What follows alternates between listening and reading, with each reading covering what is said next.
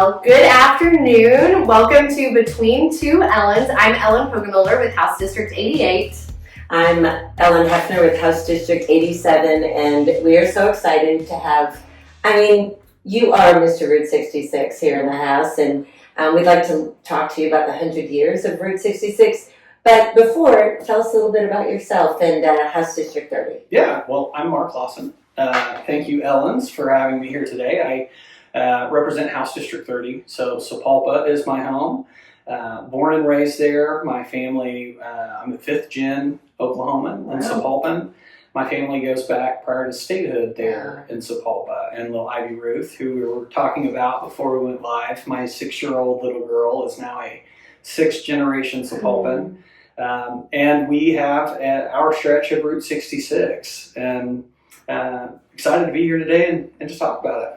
So, and this week was Route 66 week, so that's what made me think about, we celebrated it yesterday at the Capitol. That was so much fun. I've never seen it set up like that before, where on the first floor we got to walk around to all the different cities, and they were showing us all their great, I got so much stuff here. Look at this little eyeglass cleaner from Sapulpa. And it was really nice. These passports are brand new, and so people can go and stamp it when they go see the Blue Whale or whatever is in your district in House District 88. But with all that, we want to talk a little bit more about how did it begin for you, that when you came into the House, did you just say Route 66 is my thing, or is that something that you just took control over and started to be the leader on? Yeah, I would say it's much more of the latter. So part of my story, and I know that you've been along that road that I've traveled down, is the Appropriations and Budget Subcommittee for Human Services for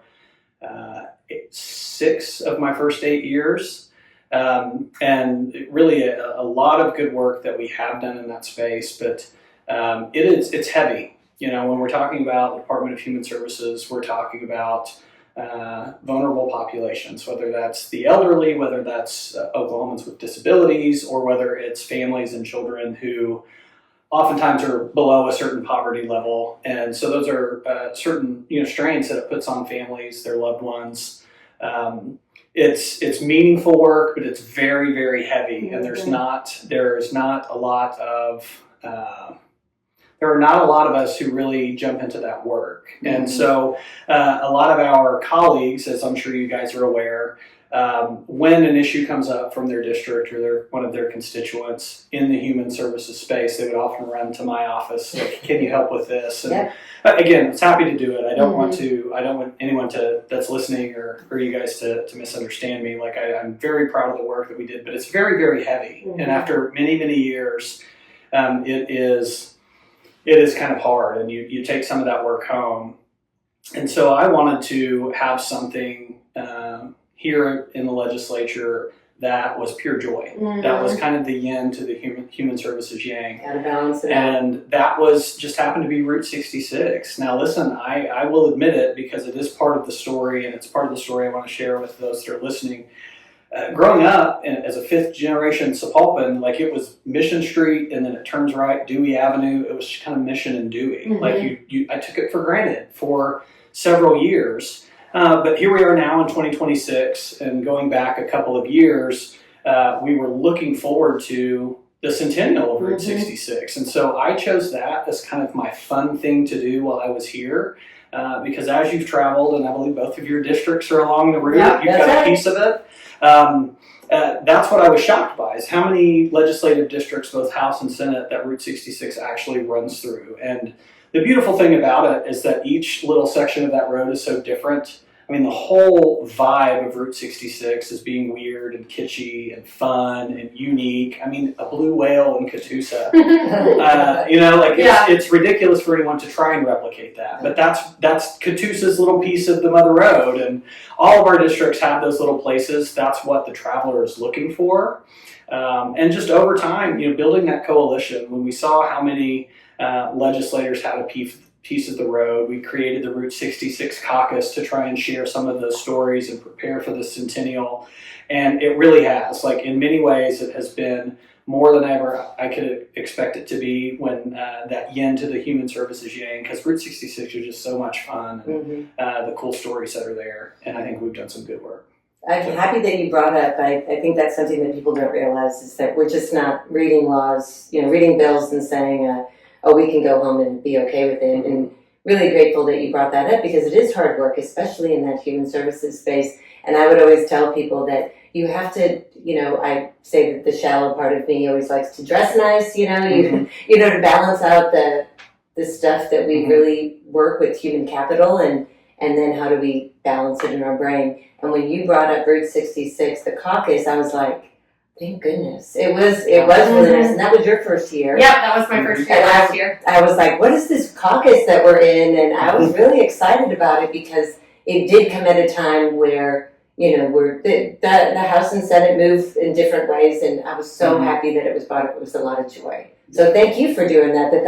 That was really great. Yeah, well, and to that, it's whether it's House Districts 87, 88 in urban Oklahoma City, suburban Sapulpa, and House District 30, to some very rural areas. Representative Nick Archer from Elk City, 55th District, he likes to tout that he's got more road miles of Route 66 than any other legislator. He does, right? He does, that's true. Or in the United States. Is that right? Maybe, that very well Does Oklahoma could have be. the longest Route 66 route, or is it? So there have been various routes throughout, Okay, the history of time. Uh-huh. We claim that we have the original route. We've got more than 400 miles of it. Okay. I think that it is a true statement to say that Oklahoma has more miles of Route 66 than any other state.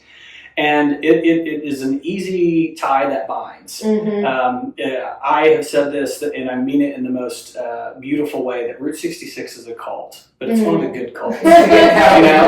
If you're there and you've got a piece of it and you know a little bit about it, you're like, it makes sense. To someone from the outside, you're like, oh, what a way to describe it. But we're all in it together. We're all firm believers. We all want to see each other succeed. We know that we all add to that overall experience, and all of our districts benefit by the tourism that it brings. And it's not just folks from around the world or from different states, but there are plenty of House districts and Senate districts that don't have a piece of the route, and we know that there are events that happen along there that draw people from our own state to come and experience Route 66. And I'm just grateful for your participation in that. It was one of the easiest things that I feel like I've ever done in this building, because of what Route 66 is. It was just so easy to get buy-in and participation from other members. And the state has done some, I remember funding support to try to uplift different communities along that route to get the grants, right? Can you talk a little bit about that? Oh, absolutely. So, I want to give a shout out to Lieutenant Governor Matt Pennell too. I should have done that in the beginning, but I am sorely going to miss him later in November when we elect a new Lieutenant Governor. He has been fantastic, and I think that even as members of the minority party, you've got something going on in your district. He wants to be there, and he wants to celebrate, your communities. And he's done that forever. Tourism was something that he really leaned into from the moment he set foot in this building. And our friendship has really blossomed over the years. And Route 66 was one of these things that we talked about, and the Centennial, and what that impact in tourism to the small towns, the 44 communities along the route. So we said, well, what can we do? Gosh, we know that we have people from literally all over the world coming and traveling this road. And when they get to Oklahoma, we have the most miles.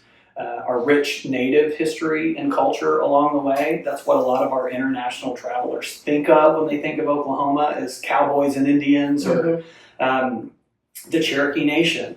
They made a big investment in a cultural center in Veneta, which is a long way from Tahlequah, which is their capital, because they know that is a beautiful opportunity to tell the Cherokee story to literally the world. Yes. And it's organic and it comes along. And Lieutenant Governor and I kind of pieced together some ideas, and we said, well, what if we do a little pilot program where we're going to award grants to cities, counties, or nonprofits along the route, and they have to demonstrate how whatever the funding they're looking for somehow adds to that Route 66 experience. or maybe helps develop. Mhm. So you go back and you look at that original bill, and I don't think you were even here yet I don't when we think first so. passed that. I think Representative That was- Hefner, you were here. 23? 22 or 23. Yeah, I have to before go me. back and look. But it specifically says for the purposes of preserving or developing Route 66. And we spent a lot of time on those two words in particular because, like, well, what does that mean? And I said, well, that's not overly prescriptive, but it's prescriptive enough that this is not just a slush fund. You know, something that's there as part of the past. You know, we're celebrating 100 years. You know, some of these bridges and roadways and historical markers have been in place for about 100 years. And maybe they just need a little TLC or a breath of new life to preserve that part of history, those places that we know people are getting off the road, out of their car and spending time in our communities.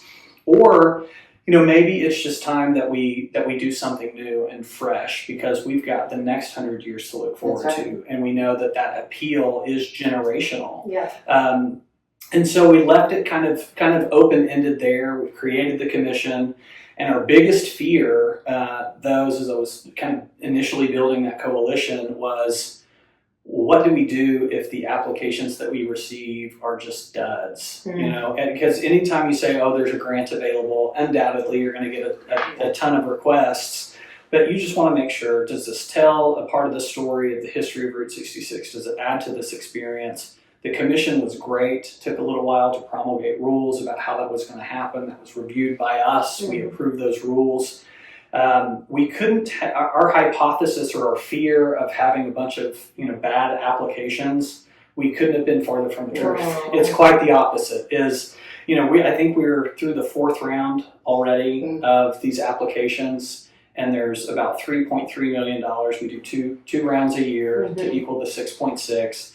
And there's always about $50 million in applications of things that are really good. And we are far enough along now that we're seeing some of these projects start to complete. And Route 66 Day, which we had, that was yesterday here on the first floor, I've got to drive through Stroud, Oklahoma. They partner with the Route 66 Association to do a lot of neon signs through their downtown, and they've completed that. And so, one of maybe these Thursdays when we adjourn here at the Capitol, and that's along my route on the way home, I've got to drive by to see all of those neon lights. And they've already said it. They've already started tracking sales for the businesses there in downtown Stroud, and they're already setting record sales. Oh my gosh, that's awesome. Neon lights. Yeah. You're going to have to organize so that we can all follow you down there and do sort of a neon tour. Instead of Christmas lights, we could do a neon tour. Have to get to talk about the Christmas shoots. Absolutely. But do you think that the money we're not going to reach all that $50 million, of course. But do you think this is something that we can expect in the future for more money to go into to keep developing on Route 66? So because we had seen such a high demand of quality applications, I believe it was last year we removed the sunset on that. So that will renew. It is a portion that's part of the state sales tax that we collect from across the state. That was part of that legwork that we did in the beginning. The counties that Route 66 runs through, and mind you, that includes Tulsa and Oklahoma City, which are by far our biggest municipalities. But those counties alone attribute more than 50%, over half of all of our sales tax come from those counties along the route. So we said, well, let's take a portion of that those communities are already paying into the state, directed to be invested back in those communities for things that are geared towards generating more sales tax and adding to that experience. Not every application has to be a sales tax generating thing. That's where preserving, developing 66, are we getting people to stop and spend time? Because it's only a matter of time before someone gets hungry, or we need to stop and get some snacks for the road, or that is the hook. Do not kid yourself. I made no qualms about it. We were creating a tourist trap 400 miles in the state of Oklahoma. Spend your money. I will put the people of Oklahoma along Route 66 up against anyone in the world. We get people out of their cars and they meet someone there in downtown, small town Oklahoma or urban Oklahoma. they're going to be hooked, and our people are fully prepared to add to that We'll experience. take your and money. keep them out of their car. But that we removed that sunset because the demand was so high, and we were seeing such good use of those dollars. We're already starting to see, like I said, record sales in some of these towns where we've invested because of these grants. Mhm. That's what it's about. So it's paying for itself, our communities, the investment that's going in, private investment, which is what we had hoped for, is people say, hey, the state's got some skin in the game here, our local government's got some skin in the game, I want to invest there too, and I want to capitalize on it. That was the goal. We're seeing that, and I couldn't be happier to know that, mission accomplished. Like that's the best we could have hoped for, and that's exactly what we're getting out of this program. I mean, you brought it up about, if you're, the representatives and senators that aren't on Route 66 want to visit, but the Olympics are coming. They And are. since you were talking about Mission and Dewey, and you didn't know what you had, but the world knows what we have about the Mother Road. Absolutely. Talk about how exciting that is, and the continued growth that's going to go on Route 66 for people that are coming for the Olympics. They'll stay, even if they're going to compete. Mm-hmm. Have you guys planned for that? For the Olympics specifically? Well, getting close, yes. Yeah, well, that's tourism is our third largest industry in the state of Oklahoma, and I think a lot of Oklahomans don't really realize that, and that's a shame. And so, kind of an unwritten goal of mine before I turn out of this place is let's start treating tourism, because it's our third largest industry, like we do aerospace and oil and gas, which are the other two, 1 and 2. And let's invest in that. We know that there's a return on that investment. That is the beauty of Route 66, is it is arterial, in that is where all of the major traffic flows, I-44 and then I-40 West out towards Texas, through our most densely populated areas. But there are so many things right off the route along the way, part of that cult, part of what I said, those people along the route, who say, while you're here, you ought to go. It's 20 minutes, 30 minutes down the road, and check this out. It's one of a kind. It's awesome. It's the best cheeseburger you've ever had in your life. You got to go see this weird wonky thing, or Prague, or Prague, I should say. But that's got a little side stop there. There's so many things to do and see in Oklahoma. I mean, heck, the Alabaster Caverns. It's not an incredibly long distance off of the route out in western Oklahoma. We've got just so many awesome things to see and do here in the state, and the Olympics is going to be one of them. It's here in Oklahoma City. There's a lot of Oklahoma City. I think a lot of what's going to happen in the Olympics is technically off the route, but we know that people are coming. People are coming from all over the world. If it's not Route 66, it's the Olympics. The world is going to be watching. We did appropriate $25 million into the Olympic Fund in preparation. Thankful for the foresight of the folks at the Department of Commerce working with us in the legislature and the governor's office to say, hey, this is really an opportunity for us to put our best foot forward. And World Cup, I know that there was a time in Mexico. I'm so excited. Where people were having a hard time getting into or out of Guadalajara, which I think was one of the sites. I know that I did my best to blow up Mayor David Holt's phone to say, hey, Guadalajara might be, kind of questionable for this World Cup. Like, I think Oklahoma City could be a nice plan B. Didn't quite work out, but he took the call though. So he took the call up, and and here I am wearing my Thunder gear tonight. World champion Thunder. Yep. Any opportunity, and that's I think the work that we do here, and just how we talk about tourism and how we're able to show a return on that investment to our citizens. We're starting to see that needle kind of move in that direction. Olympics being one of them. We're going to make sure that when people come here, they have a fantastic experience. They have a safe experience. A lot of that is going to be an influx of, visitors from all over the world that Oklahoma City is not quite used to. Right. So when they get here, are they going to be safe? Are they going to have a good time? Make sure that experience is everything that we know it can be. And to have the foresight to do that years in advance, I think it means we're going to be as prepared as possible when 2028 comes. Yeah. Oh gosh, that's so exciting. It's so exciting. One of the things I did want you to talk about, because at caucus meeting, And last year when we had our Route 66 meetings, one of the dreams that you had was to have a musical car. Oh, yes. Yes. And it came to I fruition, did. and I was like so happy about it. So tell us a little bit That's about so Yeah, that. so the musical highway, which is Yes. there, it's in Tulsa. And if I'm going to say anything, I'm not being a good Route 66 cult member by jealous. I'm jealous. I had a little stretch going out of Sapulpa where I thought it would be great, but the musical road. I know there was a stretch there in New Mexico for a while. I had shared Yes. the video with members of the caucus, and it is one of those quirky, weird things, but that's what people are looking for. Yes. And that's maybe a couple of weeks old now, and that is my neck of the woods. That is very close to my house. It's less than a 10-minute drive from my front door, and I have yet to drive across. What? You gotta go. I will do it for sure. Very happy for the folks there in Tulsa. Like that was a dream come true. I wish it would have been in House District 30, but we're happy again. Yes. That's part of being the team player. Yeah. That's just another cool thing for people Yes. to do along Yes. Route 66. Well, you do have in House District 30 the Christmas shoot. Please talk about that because I'm excited.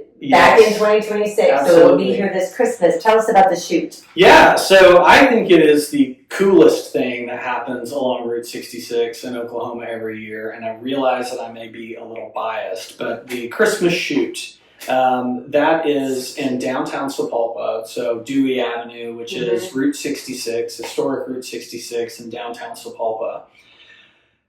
There were just citizens, good, citizens that are active in the community and had this idea of like, we've got to do something. So we've got to do something to bring people to town because Sapulpa is a great town. We've got a lot of great people here. We've got just a beautiful stock of buildings that are, turn of the century, early 1900s, back in the old oil days. It's a national historic downtown, so we've done a tremendous job preserving a lot of these buildings. And they said, well, what if we close the street off and just had Christmas kind of explode on the street? And that's what they did. And the beauty of it and the secret of all of that is it's community and volunteer driven. Oh. So now, because of the success that it's had in the years past, the city is now appropriating some money towards that cause because we've seen such a huge spike in that six week window that the investment makes sense.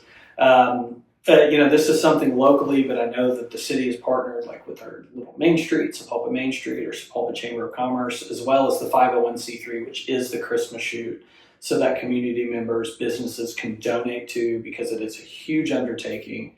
But that buy-in from the community, everybody zip-tied a piece of garland or something, everybody is taking the time to pick up a piece of trash on the street. Like the community owns it.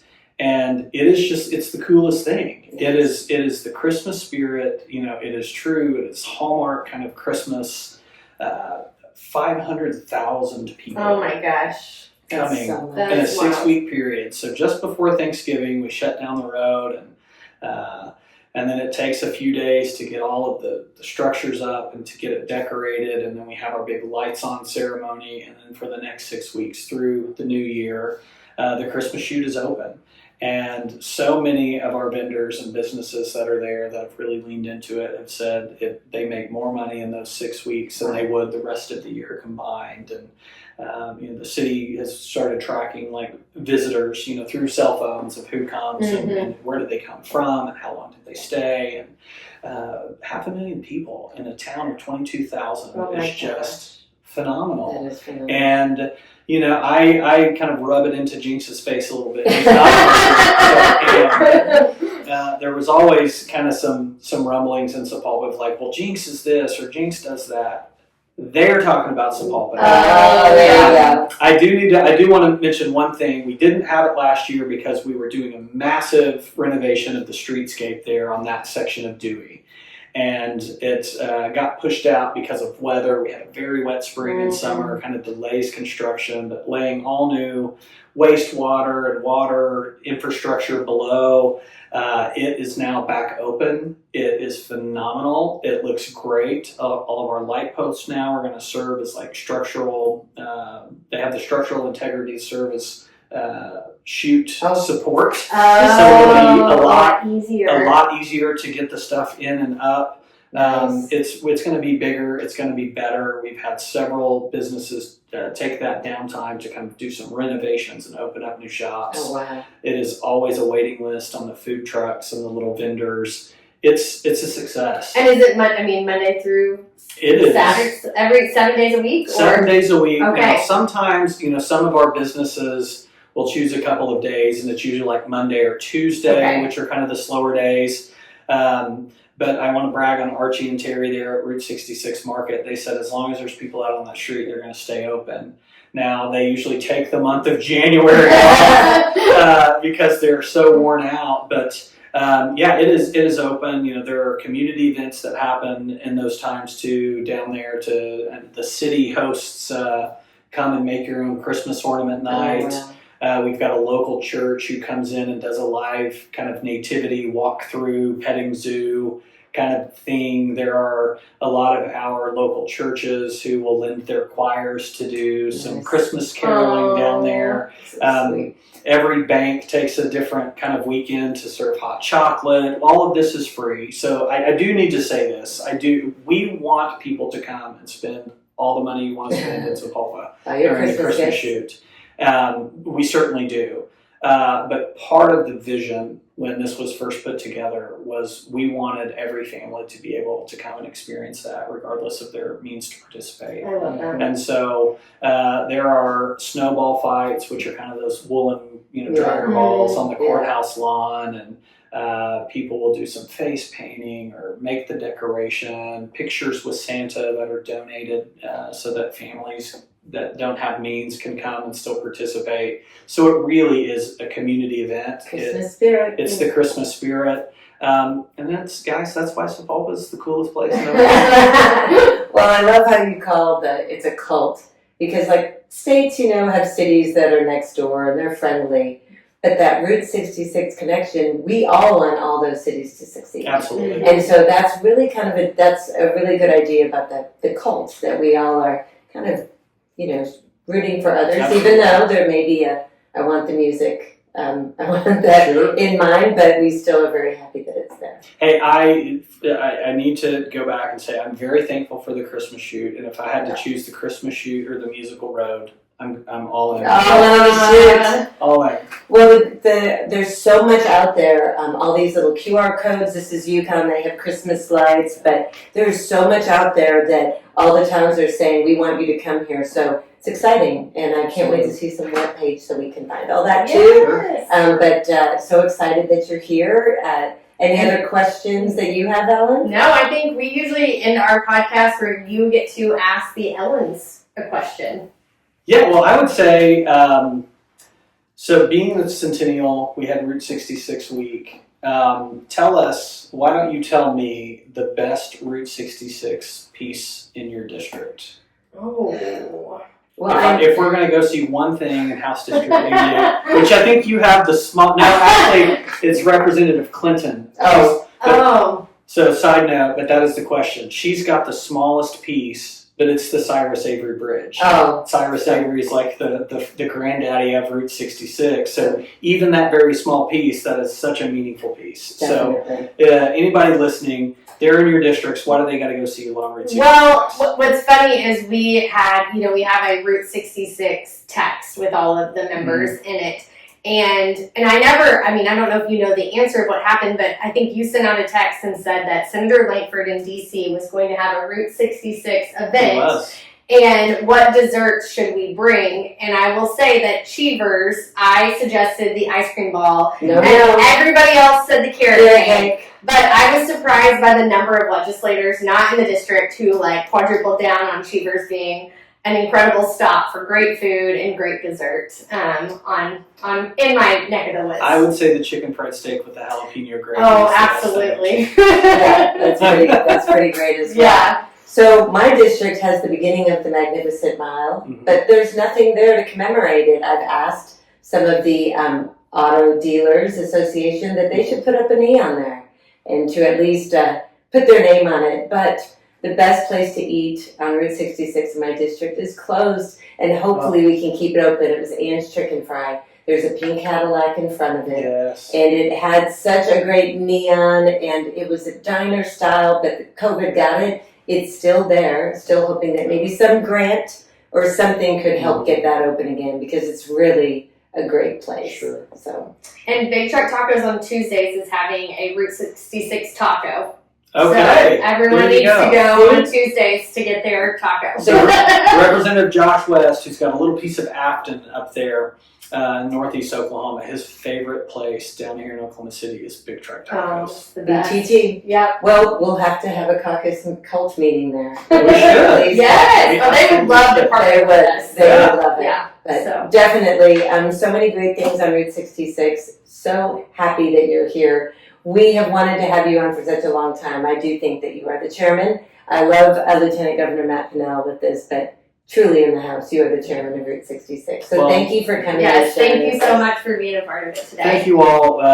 Everyone should know that this has taken longer than I think you wanted to. The Ellens had to reschedule. You've been gracious with me. I had to reschedule. But I appreciate the invitation. Anytime I can talk about the Mother Road and the impact it has on our state and our little communities, I'm happy to do that. I want to thank you for the invitation to come and tell those stories today, but also for your partnership in that, because it is a cult and we are all in this together and we all stand to benefit from it. So thank you for the opportunity to come and chat. Thank you. Any cult that has joy, I'm all part of it. So thank you. Hey, thanks for joining us today. We'll see you again.